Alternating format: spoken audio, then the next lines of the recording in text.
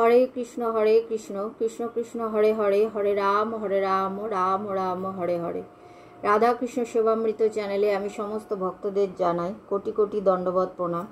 বাঞ্ছা কল্পতরুভশ্চ কৃপা সিন্ধুভ্য এবচ পতিতানং পাবনেভ্য বৈষ্ণবেভ্য নমো নমঃ। অনন্ত কোটি বৈষ্ণববৃন্দ কি জয়, জগৎগুরু শিল প্রভুপাদ কি জয়।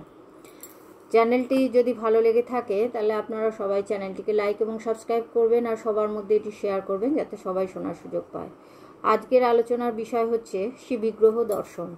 মন্দিরে শ্রীকৃষ্ণের বিগ্রহ দর্শনের মহিমা বরাহ পুরাণে কীর্তিত হয়েছে।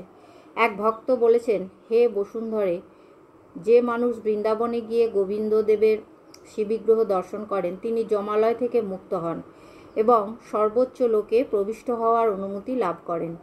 যে লোকে দেবতারা বাস করেন, অর্থাৎ যদি কোনো সাধারণ মানুষও কৌতূহলের বশবর্তী হয়ে বৃন্দাবনে গিয়ে ঘটনাক্রমে ভগবানের শ্রীমন্দির দর্শন করেন, বিশেষ করে গোবিন্দদেবের মন্দির দর্শন করেন, তিনি যদি ভগবত ধামে উন্নীত নাও হতে পারেন তবুও অনন্ত তিনি যে স্বর্গলোকে উন্নীত হবেন সেই সম্বন্ধে কোনো সন্দেহ নেই।